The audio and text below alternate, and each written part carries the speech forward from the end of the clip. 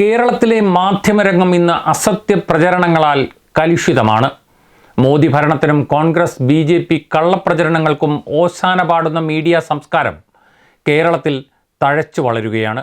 അതുകൊണ്ടാണ് കേരള മുഖ്യമന്ത്രിക്ക് പോലും അധമ മാധ്യമ പ്രവർത്തനം എന്ന പദം ഉപയോഗിക്കേണ്ടി വന്നത്. ഉരുൾപൊട്ടൽ തകർന്നടിഞ്ഞ വയനാട്, മുണ്ടക്കൈ, ചൂരൽമല, പുഞ്ചിരിമട്ടം പ്രദേശങ്ങളുടെ പുനരുജ്ജീവനത്തിന് ഇടങ്കോലിടാനും കേന്ദ്ര സഹായം മുടക്കാനും ലക്ഷ്യമിട്ടുള്ള വ്യാജ വാർത്തകൾക്കെതിരെ CPIM എന്ന രാഷ്ട്രീയ പ്രസ്ഥാനത്തിന് ബഹുജനങ്ങളെ അണിനിരത്തി സമരം നടത്തേണ്ടി വന്നു. ഒരു രാഷ്ട്രീയ പാർട്ടിയോടുള്ള വിരോധം മൂലം ഒരു നാട്ടിലെ ജനങ്ങളുടെ ജീവിതം തന്നെ നശിപ്പിക്കാൻ ഇറങ്ങി പുറപ്പെട്ടിരിക്കുകയാണ് കേരള മാധ്യമങ്ങൾ.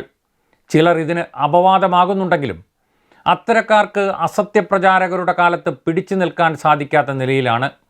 യഥാർത്ഥ വസ്തുതകൾ ജനങ്ങൾക്ക് നൽകി സ്വയം തീരുമാനത്തിലെത്താൻ അവരെ സഹായിക്കുക എന്നതായിരുന്നു മാധ്യമങ്ങളുടെ ചുമതലയായി ഇന്ത്യൻ ജനാധിപത്യം വിവക്ഷിച്ചിരുന്നത്. അടുത്ത കാലം വരെ ഈ ധർമ്മം നിർവഹിക്കുന്നതിൽ മുൻപന്തിയിൽ ഉണ്ടായിരുന്നു മലയാള മാധ്യമങ്ങൾ. ഗാന്ധിജി മുതൽ EMS വരെയുള്ളവർ വിവിധ പത്രങ്ങൾ സ്വയം എഡിറ്റ് ചെയ്ത് പ്രസിദ്ധീകരിച്ചത് ഈ ലക്ഷ്യത്തോടെയായിരുന്നു. ഭരണാധികാരികൾ നടത്തുന്ന ജനവിരുദ്ധ പ്രവർത്തനങ്ങൾ ജനങ്ങളിൽ എത്തിക്കാനായാണ് മാധ്യമങ്ങളെ ഉപയോഗിച്ചത്. അതിലവർ വിജയിക്കുകയും ചെയ്തു. തങ്ങൾ പുറത്തുവിടുന്ന വാർത്തകൾ സത്യം തെളിയിക്കുന്നിടം വരെ അവർ ഒപ്പം നിന്നിരുന്നു. ഇക്കഴിഞ്ഞ 8 വർഷമായി കേരളത്തിലെ ഇടതുമുന്നണി സർക്കാരിനും ഇടതുമുന്നണിക്കുമെതിരെ മാധ്യമങ്ങൾ പുറത്തു കൊണ്ടുവന്ന ഏതെങ്കിലും ഒരു ആക്ഷേപം കോടതിക്ക് മുന്നിലോ അന്വേഷണ ഏജൻസികൾക്ക് മുന്നിലോ തെളിയിക്കപ്പെട്ടോ? ഇല്ല. എന്നാൽ മാധ്യമങ്ങൾ ഒളിപ്പിച്ചു വെച്ച കോൺഗ്രസ് BJP കൊള്ളകൾ കേരളത്തിലെ കോടതികൾ തന്നെ പുറത്തു കൊണ്ടുവന്നത് സോഷ്യൽ മീഡിയയിലൂടെ നാം അറിഞ്ഞു. ഇന്ന് മാധ്യമങ്ങൾ ഭരണാധികാരികളുടെ തെറ്റായ ചെയ്തികൾ ജനങ്ങളെ അറിയിക്കുന്നതിൽ വലിയ പങ്കൊന്നും വഹിക്കുന്നില്ല. അന്വേഷണാത്മക പത്രപ്രവർത്തനത്തിന് അന്ത്യമായോ എന്ന സംശയം ഉന്നയിച്ചത് ഏതെങ്കിലും ഇടതുപക്ഷ നേതാവല്ല, മുൻ ചീഫ് ജസ്റ്റിസ് NV രമണയാണ്. ആർക്കു വേണ്ടിയാണ്, എന്തുകൊണ്ടാണ് കേരള മാധ്യമങ്ങൾ ഇങ്ങനെ ആയതെന്ന് നാം അറിയണം. ഇക്കാലത്ത് നമ്മൾ തിരിച്ചറിയേണ്ടത് മാധ്യമ സ്ഥാപനങ്ങൾ ഉടമയുടെ മൂലധന താൽപ്പര്യങ്ങളാണ് പ്രതിഫലിപ്പിക്കുന്നത് എന്നതാണ്. ലാഭം മാത്രം മുന്നിൽ കണ്ട് മാധ്യമ സ്ഥാപനങ്ങൾ നടത്താൻ തുടങ്ങിയതോടെയാണ് ജനനന്മ എന്നതിൽ നിന്നും മാധ്യമങ്ങൾ വഴിമാറി നടക്കാൻ തുടങ്ങിയത്. മുതലാളിമാർ മൂലധനമിറക്കുന്നത് ലാഭക്കണ്ണോടെയാണ്. ലാഭം കുന്നുകൂട്ടുക മാത്രമാണ് അവരുടെ ലക്ഷ്യം. ഇന്നത്തെ ഇന്ത്യയിൽ ഈ ലക്ഷ്യം നേടാൻ സ്വാഭാവികമായും ഭരണകൂടത്തിൻ്റെ സഹായം ഇവർക്ക് ആവശ്യമാണ്. മോദി ഗുജറാത്ത് മുഖ്യമന്ത്രിയും പിന്നീട് ഇന്ത്യൻ പ്രധാനമന്ത്രിയുമായതോടെയാണ് ഗൗതം അദാനി എന്ന ബിസിനസ്സുകാരൻ ബഹുരാഷ്ട്ര കുത്തകയായി വളർന്നത്. ആ അദാനിക്കിപ്പോൾ 2 ഡസനിലധികം മാധ്യമ സ്ഥാപനങ്ങളുണ്ട്. മലയാളത്തിൽ നോക്കൂ, 2-3 കമ്പനികളുടെ കയ്യിലാണ് മാധ്യമരംഗം. ഉദാഹരണങ്ങൾ നിരവധിയാണ്. ഇത്തരം കോർപ്പറേറ്റുകൾക്ക് വാരിക്കോരിയാണ് മോദി സർക്കാർ സൗജന്യങ്ങൾ നൽകുന്നത്. 2014 മോദി സർക്കാർ അധികാരത്തിൽ വന്നതിന് ശേഷം 10 ലക്ഷം കോടി രൂപയിലധികം സൗജന്യമാണ് കോർപ്പറേറ്റുകൾക്ക് നൽകിയത്.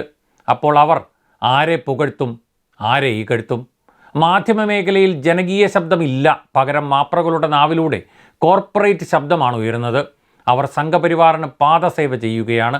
അതിന് കാരണം ഇന്ത്യയിൽ മാധ്യമ സ്ഥാപനങ്ങളുടെ പ്രധാന വരുമാന മാർഗങ്ങളിൽ ഒന്നാണ് കേന്ദ്ര സർക്കാരിൽ നിന്നുള്ള പരസ്യ വരുമാനം. സർക്കാരിനെ വിമർശിക്കുന്ന മാധ്യമങ്ങൾക്ക് പരസ്യം നൽകാതിരിക്കുക എന്നത് മോദി സർക്കാരിൻ്റെ പ്രഖ്യാപിത നയമാണ്. അതുകൊണ്ട് തന്നെ മോദി സർക്കാരിനെ വിമർശിക്കാതിരിക്കുക എന്നത് മാധ്യമ സ്ഥാപനങ്ങളുടെ ഉടമകളും നയമായി സ്വീകരിക്കുകയാണ്. അതിനൊപ്പം അവർക്ക് താൽപ്പര്യമില്ലാത്തവർക്കെതിരെ കള്ളക്കഥ മെനയുക എന്ന ജോലിയും നിർവഹിക്കുന്നു. കോർപ്പറേറ്റ് താൽപ്പര്യവും സർക്കാർ താൽപ്പര്യവും ഒന്നായി മാറുന്ന വിചിത്രമായ കാഴ്ചയാണ് ഇന്ത്യൻ മാധ്യമരംഗത്ത് കാണുന്നത്. ഗൗതം അദാനി നടത്തിയ ഓഹരി തട്ടിപ്പ് ഹിൻഡൻബർഗ് ഏജൻസി പുറത്തു കൊണ്ടുവന്നപ്പോൾ അതേക്കുറിച്ച് അന്വേഷിച്ചു പോകാൻ ഇന്ത്യയിൽ ഒരു മാധ്യമ സ്ഥാപനവും തയ്യാറായില്ല. പ്രതിപക്ഷ നേതാവ് VD സതീശൻ്റെ നിയന്ത്രണത്തിലുള്ള ഒരു ട്രസ്റ്റ് വിദേശത്ത് പണപ്പിരിവ് നടത്തിയ കാര്യത്തിലും മാധ്യമങ്ങൾ ഇതേ സമീപനമാണ് പുലർത്തിയത്. കേരളത്തിലെ കോൺഗ്രസിൽ വനിതകൾ അപമാനിക്കപ്പെടുന്നു എന്ന് പരസ്യമായി പറഞ്ഞ വനിതാ നേതാവിനെ പാർട്ടിയിൽ നിന്ന് പുറത്താക്കിയതിൻ്റെ കാരണം ഒരു മാധ്യമവും തേടിയിട്ടില്ല. ജനങ്ങളെ പിന്തുണയ്ക്കുക എന്നതിന് പകരം ഭരണാധികാരികളെ സേവിക്കുക എന്നതിലേക്കുള്ള രൂപപരിണാമം മലയാള മാധ്യമങ്ങൾക്ക് സംഭവിച്ചു കഴിഞ്ഞു. കോൺഗ്രസ്സുകാരോടും BJPയോടും അസുഖകരമായ ചോദ്യങ്ങൾ ചോദിക്കുന്നതിന് പകരം ഭരണാധികാരികൾ നൽകുന്ന ഉത്തരങ്ങൾ സംശയമേതുമില്ലാതെ വിഴുങ്ങാൻ മലയാള മാധ്യമങ്ങൾ മത്സരിക്കുകയാണ്. ഇതൊക്കെ വെള്ളം തൊടാതെ വിഴുങ്ങുന്ന മാധ്യമങ്ങൾ ഇടതുപക്ഷത്തെ കടന്നാക്രമിക്കുന്നതിൽ ഒരു ലോഭവും കാട്ടാറില്ല. ഇത് മാത്രമല്ല, കേരളത്തിൽ പൊതുമേഖല മോശമെന്നും സ്വകാര്യ സ്ഥാപനങ്ങളാണ് നല്ല രീതിയിൽ പ്രവർത്തിക്കുന്നതെന്നുമുള്ള ആഖ്യാനം സൃഷ്ടിക്കപ്പെടുകയാണ്.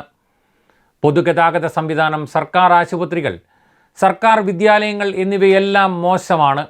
അവയെല്ലാം സ്വകാര്യ മേഖലയ്ക്ക് വിട്ടു നൽകണമെന്ന് മാധ്യമങ്ങൾ ശക്തമായി വാദിക്കുകയാണ്. ഇടതുപക്ഷത്തിനെതിരെയുള്ള കേരള മാധ്യമങ്ങളുടെ ഉറഞ്ഞുതുള്ളലിനുള്ള പ്രധാന കാരണം മാധ്യമ ഉടമകളായ മുതലാളിമാരുടെ താൽപ്പര്യത്തിന് കമ്മ്യൂണിസ്റ്റ് ഇടതുപക്ഷ പ്രസ്ഥാനങ്ങൾ എതിരാണ് എന്നതാണ്. നയങ്ങൾ തമ്മിലുള്ള പോരാട്ടമാണ് നടക്കുന്നത്. അതുകൊണ്ട് തന്നെ പാവങ്ങളെ ചേർത്ത് പിടിക്കുന്ന, പൊതുമേഖലയെ സംരക്ഷിക്കുന്ന, കോർപ്പറേറ്റ് കൊള്ളയെ എതിർക്കുന്ന കമ്മ്യൂണിസ്റ്റ് ഇടതുപക്ഷ പാർട്ടികൾക്കും അവരുടെ നയത്തിനുമെതിരെയുള്ള മാധ്യമാക്രമണം തുടരുക തന്നെ ചെയ്യും. ആ വിരുദ്ധതയാണ് മാധ്യമങ്ങളുടെ മുഖമുദ്ര.